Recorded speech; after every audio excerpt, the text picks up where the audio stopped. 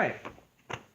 So we have explored and worked on the basic Kata. I want to go over two odds and ends for this position, particularly for like basically if like both aspects fail. So grab your back, please. So number one, one thing that can happen as I'm going for this. So let's just say we'll get right to the end position. Is as I'm going for this, if he brings his elbow down and glues it to his body at the finishing position, right? So I'm having this choke, but maybe I don't feel like my bow and arrow is accessible. Like if I went there, he would slip his head out behind, right? And go here, right? So we got to this point, and I just kind of scotched up. Like what will usually end up being the situation I'm sort of referring to here is his head is low, kind of close to my lap. He's pinched this elbow. Maybe he's holding on to something, and I'm just not going to be able to get this thing out of position for whatever reason, right? So what I'm going to do is I'm going to switch this arm positioning. We talked, I think, the other day, there's a much more common but like gross name for this choke that I'm not going to say on tape. But we're just going to call this the post choke, because what I'm going to do is I'm going to retract my hand. I'm going to post on the back of his head, and I'm going to push. It is very unsophisticated. It does work. I'm just going to, so again, I was here, he had his elbow pinned tight, and again, it's like I feel like if I were to try to transition to the bow and arrow, he would shift forward, clear his head, and I've lost this. So let's say we go back a little bit.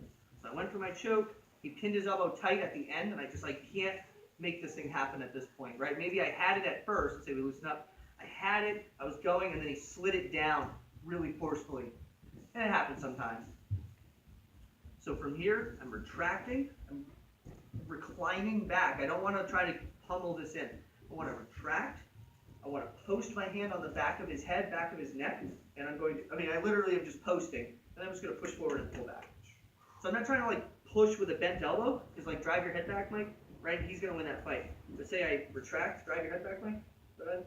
I'm just sitting up into it.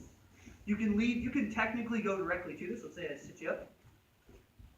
Technically I could, right? Like I could just get here, boom, and then go here. But he's got so much space to pivot and move at this point, right? It's not a super secure choke.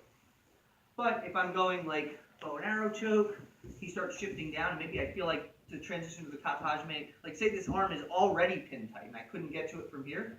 Back, and extend. Woo! Jeez. Yeah, so very situational, but pretty gnarly. So that's number one.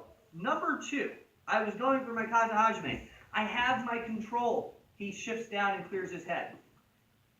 I should note that if his head touches my thigh, we basically are done so at this point, right? From here, I'm going to kick over and attack for this armbar. Pretty straightforward. It's pretty obviously there. But so again, we start with the clock. He starts shifting down. So as he's coming down, I shift my elbow down in space to protect him from, like, stop him from getting away. Now my first goal would be to bring this up high and put it behind his head. But maybe I went up there and he pinched it hard. So now I'm here, and I'm kind of stuck in this sort of position where he's in my lap, he's low to the ground. I don't feel like I could open up and get to this bow and arrow because he'd clear his head. So let's get that head back in there. So I recline back. My left arm is fully extended. You guys see that? My right arm posts fully extended, and I lean forward for the choke. Likewise, let's say we're here. And even if, let's say we're in that same situation, I was going for my Kata and he pinched his arm tight, and I just don't feel like I can have it, or he clears his head. Kick, transition, fish on up. So, John, can I grab this? This is what I was going to say to you, Shad, is that if you feel like this is sort of like a weird for your wrist, is this post choke. You could probably even just put a fist, honestly, but, you know. So I'm in here, he starts shifting down. So the first thing, remember guys, this is really important. I need to pinch my elbow, almost like I'm trying to put my elbow behind him. That'll at least stifle. It doesn't really help the choke that much, honestly. I guess a little, it kind of makes it a little tight, but it's not like that's imperative. But he keeps shifting down. So let's say I got here, I went for this, and he pins his elbow tight to his body. So I can't quite extend it. And again, I feel like if I were to open up for the bow and arrow, he would shift. So I retract, I recline. I'm keeping this grip tight while I recline, and I post, and I sit forward. Number two, and let's say I already have the arm, he does clear his head. kick, catch. I have that one. This is particularly accessible, actually. Let me see one more time, John. I should note that last one. In the moment where I lose the head in the bow and arrow. We talked about like a higher possibility of me losing the head in the bow and arrow. Well, so I'm here, going for my bow and arrow choke, and he starts shifting down. That's really accessible. Because you're already at the end. You're already perpendicular. Does that make sense, guys? Did you see that last one, John? No?